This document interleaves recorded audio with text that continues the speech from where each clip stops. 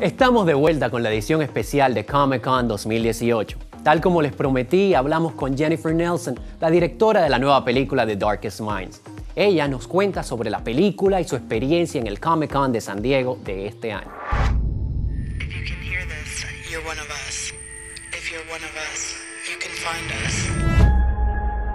Soon, there wouldn't be any kids anywhere. The government wasn't afraid of what happened to the ones that didn't make it.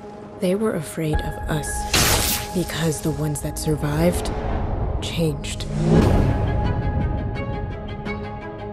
Ruby, you are very rare. Among the most powerful. We know. Well, The Darkest Minds is actually this cool sort of relationship and not X-Men. This isn't your typical young adult movie with kids with superpowers, but it's about the love story between these two characters and the other kids in the van, the relationship and their closeness, and it's a very empowering, positive, uplifting story about how they overcome all this adversity, find this sense of family, and actually find the value in themselves. The only people who would ever help us were us. Whatever happens, don't stop! For their safety and yours, please turn over your children. I'm smart enough to know you're hiding something.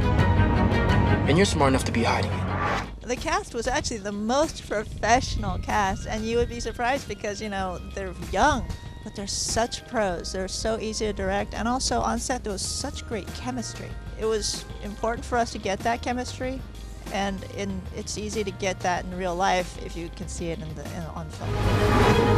The more damage that I do, I can show you how to use your strengths the way they're meant to be used. We can fight back. we don't have to stay in darkness. I will fight for all of us.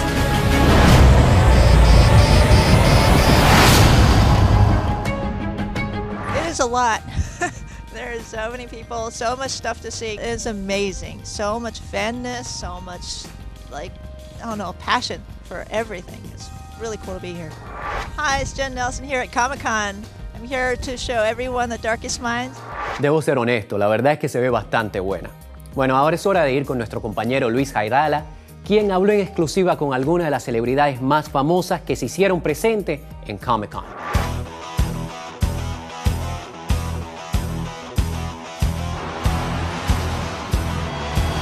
San Diego Comic-Con, man, this is crazy. This is my first time here. I know you've been here many years, but look at the fans. This is amazing. How does it feel to be back, meeting up with all your fans? It's good. It's this Comic-Con's a little different for me because obviously I'm helping Hasbro promote the sale of Power Rangers, which is a good transition for the brand. So I'm here to kind of support, let all the fans know that the brand's in good hands with Hasbro. So I came in to do some autographs, just free signings for people, and try to get them pumped up and stuff. You've impacted so many lives. I was like hearing some of the stories from your fans. You do all these cons and you meet so many people. I know you're going internationally to South America. What has been one of the craziest or one of the stories that has impacted you the most that you heard from your fans? Man, I got to tell you, it's hard to even compare the stories. I hear stories every day about saving lives, and I was a role model for them growing up, and it's just amazing to hear these stories. And even in other countries, going to Ecuador, I mean, I just can't wait to go and share the love of Power Rangers and meet fans from around the world, because I like to thank fans not just from the USA. I like to thank fans from around the world. Mr. Seth MacFarlane, nice to meet you, man. Good to meet you too. And the Orville season 2, the fans are so excited. Tell me about what can they expect in this new season. I think they can expect a show that is found a tonal footing that is very well balanced. We were trying something new at the beginning that doesn't really exist on TV. I think it took a minute to kind of figure out what that chemistry, what that balance is. And I think season 2 we hit the ground running, and I think you'll see a show that's very comfortable in its own skin and has found its footing. How did this show come about? How did this concept, you came up with this, what made you want to do sci-fi? Well, when I was a kid, there were a lot of shows that were, there's a lot of science fiction that was optimistic, that was forward-looking, that was episodic, that was just about something. And I've noticed an absence of that in recent years, and I miss it. Everything's kind of dark, everything's very serialized, everything's very dystopian. It's really about what's the most horrible thing we can do to our character, and let's do that. And it just gets a little tiresome after a while. And I got to the point where I said, well, if it's not on for me to watch, I guess I'll just make it.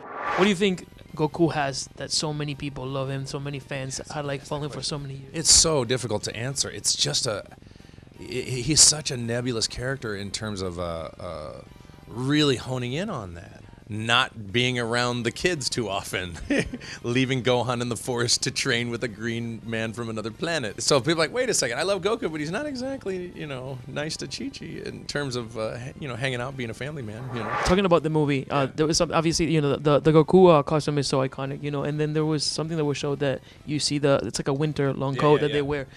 Do you know, can you briefly speak about that? Yeah, that was designed by Ralph Lauren. No, I'm kidding. I almost believed it.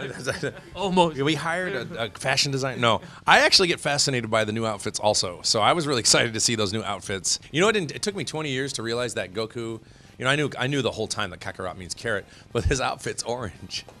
Like a carrot. Right. So it didn't dawn on me until his name Kakarot and then his martial arts outfit is the color of a carrot. Like I didn't get that until last year. Este año el Comic Con de San Diego recibió a más de 130,000 fanáticos y llegó a su capacidad máxima en menos de 2 horas. Es difícil imaginar los años en que esta conferencia era conocida como el Golden State Comic Book Convention y recibía tan solo 300 personas. Vaya, cómo cambian los tiempos, ¿no? Me pregunto qué récords y novedades nos traerá el año que viene este evento. Tendremos que esperar al próximo año para saberlos. Pero, por el momento, me despido. Gracias por acompañarnos en esta edición especial del Comic Con Internacional de San Diego. Yo soy Octavio Campillo. Hasta la próxima.